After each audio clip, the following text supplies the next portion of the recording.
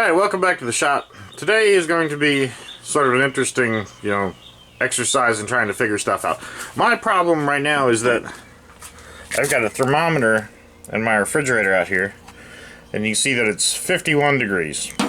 And typically when you want to make the refrigerator colder, you turn this dial all the way down.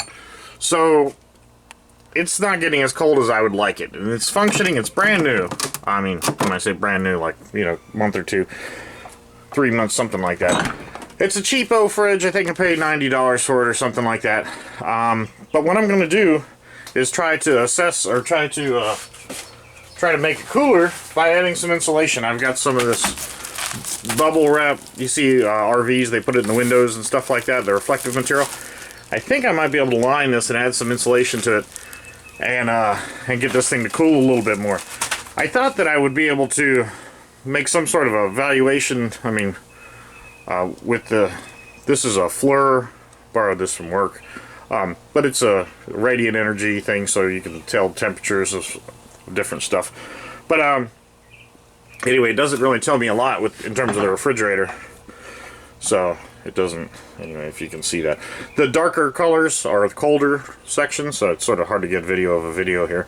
But anyway, this is effectively useless for what I'm trying to do now. I thought it would have been cool, but anyway, so I'm just gonna take some of that insulation and line the inside, and then we'll see what that temperature is. And the ambient temperature outside right now is, well, at least in the shop, is 79 degrees, and we've got a 20. Well, we're at 51, about 51.6 degrees now, and I did open the fridge one time, so it was about 50 earlier. So anyway, if we can get it into the 40s, I'll call it a win. So anyway, let me get the beers out of here and start lining this thing.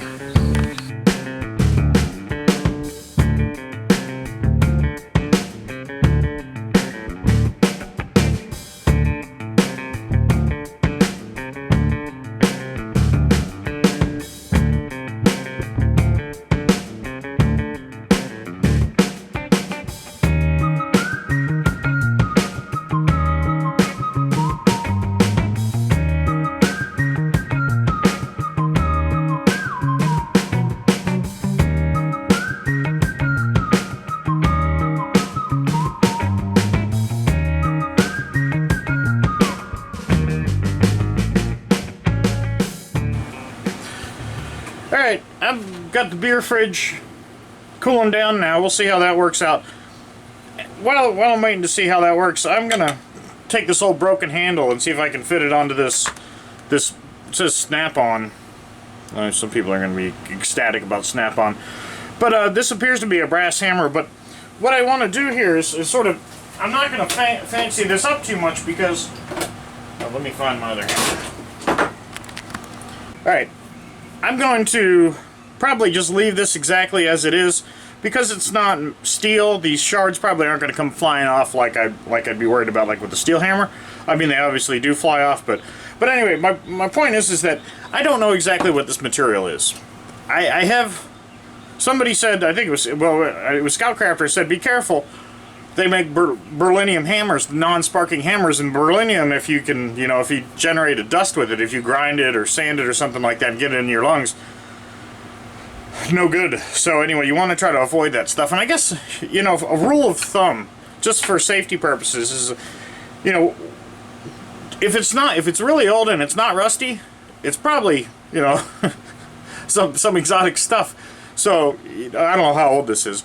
But if you have a feeling that it's pretty old, it's not rusty, it's, leave it alone, would probably be my suggestion.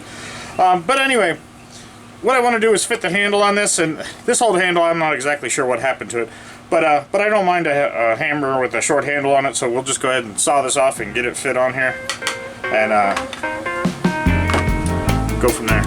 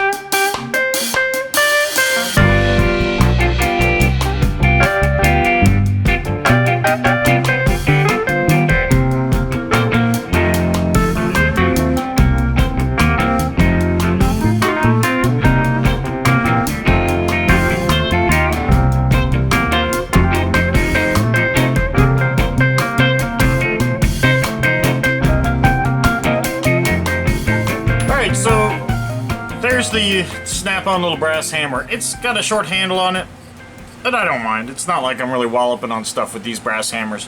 Honestly, a lot of the times when I'm hammering stuff, I'll actually use this hammer. This gets quite a bit of use, and I will set it on whatever I'm working on, and then come back and hit it with another hammer.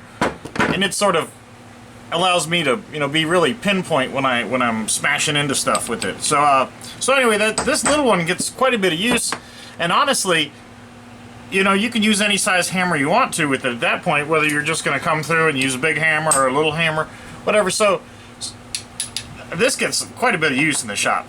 My other soft blow hammer, you know, I talked about this one that I think may be beryllium or whatever.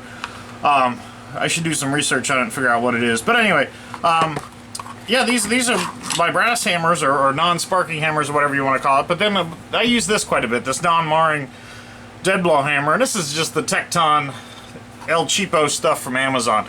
And honestly, I've been pretty happy with their stuff. Buying one-off specialty tools and things like that. You know, for the price range, especially like gear poolers and things like that, some of them can be really, really expensive. But you know, for a home gamer like me who's just goofing around in the shop, doesn't want to spend a lot of money on stuff that, you know, that my tools typically they don't make me any money. I mean, I just fix stuff, but I don't do it for work or anything like that. But anyway, so it's just nice to, you know, maybe it's a rationalization of buying cheap tools. But you know, I've been relatively happy with this sort of lower priced goods, and cheap might not be the right word for it, but relatively well made and low priced tools. So anyway, that's been handy, and anyway, so that was just my attempt to salvage that other handle and put another hammer in a drawer. Not sure what I'm gonna do with this video yet. Let's clean this little what looks like a feeler gauge up and see if we can't make it look a little nicer. It says made in USA. It's got to be a feeler gauge of some sort, but it's, you know, it's just completely locked up. And we'll clean this up, and then we'll go back over and take a look at that refrigerator and see if it's cooled down.